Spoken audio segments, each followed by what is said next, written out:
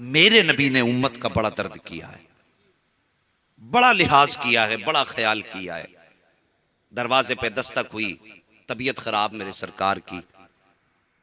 حضرت فاطمہ الزہرا فرماتی کون؟ کہا نبی سے ملنا ہے۔ دیہاتی اعرابی ہوں۔ ابا جی کوئی دروازے پہ آیا؟ آقا فرماتے ہیں فاطمہ کوئی اعرابی نہیں، ملک الموت آیا ہے۔ اتنی بات کہی، سیدہ کی آنکھیں برس آئیں، ابا حکم کیا؟ بیٹی آنے کی اجازت دے دو۔ ایک روایت کے مطابق 3 دن تک اجازت طلب کرتے رہے اور خیریت پوچھ کے جاتے رہے۔ تیسرے دن دروازہ کھولا، اندر آئے، سلام کیا، کہنے لگے رب نے بلایا ہے۔ آقا فرماتے ہیں اتنی کم عمر، ابھی ٹھہر جاؤ، جبریل کو آنے دو۔ میں اس ذات کی بات کر رہا ہوں، موت جس کے اشارے کی منتظر ہے۔ سبحان اللہ سبحان اللہ۔ کہتے جبریل کو آنے دو۔ جبریل آئے، کہا جبریل بتا تو صحیح، اتنی کم عمر، 90 کا وعدہ تھا، 63 سال ہوئی ہے، کیا معاملہ ہے؟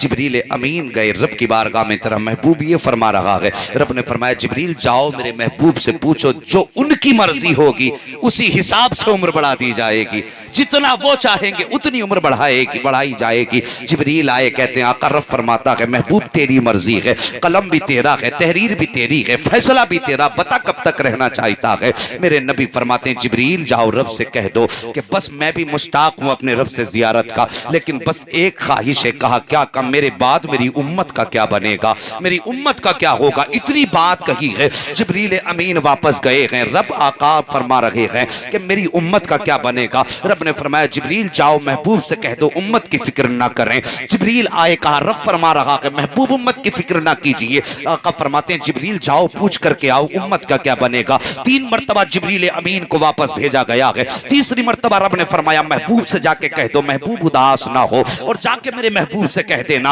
اے محبوب قیامت کے دن بھی امت بھی تیری ہوگی، حکومت بھی تیری ہوگی، جنت بھی تیری ہوگی۔ اے مصطفیٰ فیصلہ آج کر دیتے ہیں، اشارہ کرنا تیرا کام ہے، جنت دینا مجھ خدا کا کام ہے۔ نعرہ تکبیر، نعرہ رسالت، نعرہ غوثیت، مسلک اعلیٰ حضرت، فیضان اعلیٰ حضرت، حضور احسن میاں صاحب قبلہ، جشن غوث الورا مفتی حماد رضا صاحب قبلہ۔ سبحان اللہ۔ ہے جی خیریت ہے؟ ذرا سارے بول دیں سبحان اللہ۔ آج کچھ لوگ خالی منہ پھیلا رہے ہیں، آنکھیں بند ہو رہی ہیں۔ اللہ اس کا الٹا کر دے، منہ بند کر دے، آنکھیں کھول دے۔ ذرا سارے بول دو یا رسول اللہ۔ آج پہلی مرتبہ مجمع کو جگانا پڑ رہا ہے، ورنہ اپنا اصول ہے جب شروع ہو گئے تو پھر مدینے والا جانے یا پھر ان کی محفل جانے ہے جی، مگر کوئی بات نہیں ہے۔ اللہ سلامت رکھے۔ اللہ اکبر۔ میرے نبی کے وصال کا وقت آیا، اب جب روح نکلنا شروع ہوئی نا، اب توجہ کرنا۔ کہتے ہیں ملک الموت سے کہتے ہیں اسرائیل جی یا رسول اللہ، کیا اتنی تکلیف سبھی امت کو ہوگی جتنی مجھے ہو رہی ہے؟ اتنی بات کہی تھی، اور جوانوں گانوں میں ڈوبنے والوں، عیش و عشرت کے نشے میں کھو جانے والوں، رب اور رسول سے رشتے توڑنے والوں، کس جگہ پہ کھڑے ہو؟ کیا سوچ رکھا ہے؟ کیا موت ہمارے دروازے تک نہیں آئے گی؟ کیا ہماری روح نہیں نکالی جائے گی؟ آقا فرماتے ہیں میری امت کو بھی اتنی تکلیف ہوگی۔ تب ملک الموت نے کہا تھا یا رسول اللہ یہ تو کچھ بھی نہیں ہے، یہ تو کچھ بھی نہیں ہے، اتنا سننا تھا۔ میرے نبی کی چشمان نبوت برسی۔ آقا فرماتے ہیں ملک الموت جتنی تکلیف دینی ہے آج مجھے دے دے، تاکہ آخری وقت میں میرے کسی امتی کو درد نہ ہو۔ اللہ اکبر۔ کوئی امت کا غم گسار ایسا ہو تو لا کے دکھا دو۔ کہتے ہیں ملک الموت جتنا درد کرنا ہے آج مجھ کو کر دے، تاکہ میری امت کو تکلیف نہ ہو۔ ملک الموت کہتے ہیں آقا آج میں وعدہ کرتا ہوں آپ کی امت کا جو بھی شہزادہ ہوگا، جو نمازی ہوگا، نیک ہوگا، آقا آخری وقت میں اسے کوئی تکلیف نہیں ہوگی۔ اللہ اکبر۔ یہ نبی سے وعدہ لیا گیا۔ میرے سرکار قبر انور میں گئے ہیں، قبر میں اتارا گیا، ہونٹ ہل لگے ہیں۔ دنیا میں آئے تب بھی رب حبلی امتی تھا، جب قبر میں گئے تب بھی رب حبلی امتی ہے۔ میں کہنا یہ چاہتا ہوں آقا کے وصال کے بعد صحابہ دیوانوں کی طرح مچل رہے تھے۔ آقا کریم کی خود کی سواری کا معاملہ یہ تھا، ہر گلی میں آقا کو تلاش کرتا پھرتا تھا۔ آقا کریم کی سواری جس کا نام یافور تھا، گلیوں میں جاتا ڈھونڈتا، کبھی سوچتا میں ان گلیوں سے محبوب کے ساتھ گزرا کرتا تھا، کبھی کبھی خیال آتا ان گلیوں سے گزرا کرتا تھا. جب آقا کو کہیں نہیں پایا اس نے کنویں میں چھلانگ لگا کر کے 3 دن کے بعد اپنے آنکھ کو ہلاک کر دیا تھا. اللہ اکبر. یہ تو جانوروں کی کہانی کا بیان کر رہا ہوں. اب ذرا جبریل. اللہ اکبر. اب حضرت بلال کی داستان سن لو. حضرت بلال گلیوں میں روتے پھرتے تھے, کبھی جنگلوں کی طرف دوڑتے تھے, کبھی کہیں جایا کرتے تھے, آواز دے دے کے نبی کو پکارا کرتے تھے. یہی حال ابو بکر صدیق کی محبت کا بھی تڑپا کرتے تھے اور اتنا رویا کرتے تھے. لو بیان کیا گیا کہ حالت نماز میں آپ کے دل کے اندر سے ایسی آوازیں آیا کرتی تھی جیسے ہنڈیا کے کھولنے کی آواز آیا کرتی ہے. عشق نبی میں ایسا ان کا کلیجہ ابلا کرتا تھا. اللہ اکبر. بیان فرمایا گیا ہے کہ نبی کے عشق کی جلن ان کے دل میں ایسی تھی کہ آپ کی سانسوں سے جلن کی مہک آیا کرتی تھی جیسے کہ گوشت کے جلن کی مہک آتی ہے. تبھی تو اعلیٰ حضرت نے کہا تھا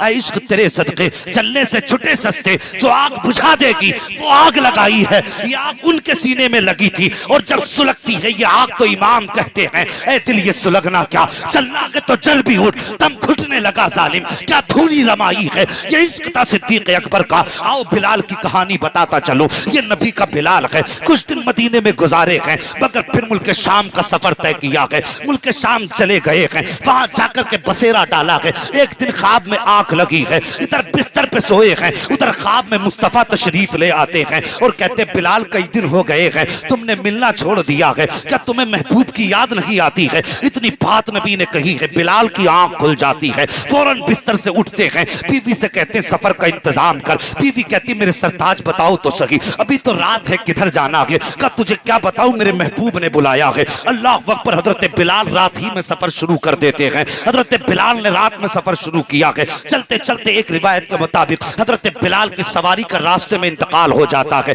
نبی کے بلال نے سفر سے ہمت نہیں ہاری ہے. آپ تھک کر کے نہیں بیٹھے تھے, یار نے بلایا ہے, اب تو جان بھی قربان ہے یار کے نام پر. صاحب ہم تماشے نہیں چھوڑ سکتے ہیں, ہم گانے نہیں چھوڑ سکتے ہیں. تو پھر یہ عشق کے دعوے جھوٹے ہیں, پھر یہ عشق کے نعرے جھوٹے ہیں. اللہ اکبر. آؤ مصطفیٰ کے دامن میں آ جاؤ, ان کا دامن کرم پکڑو اور سب مل کے کہہ دو اللہ اکبر. آؤ مصطفیٰ کے دامن میں اور دامن مصطفیٰ پکڑو اور مل کر کے کہو میں مجرم ہوا آقا مجھے ساتھ لے لو کہ رستے میں غیجا بجا تھانے والے. اتنا کہنا تمہارا کام ہے اور سینے سے لگانا مدینے والے مصطفیٰ کا کام ہے.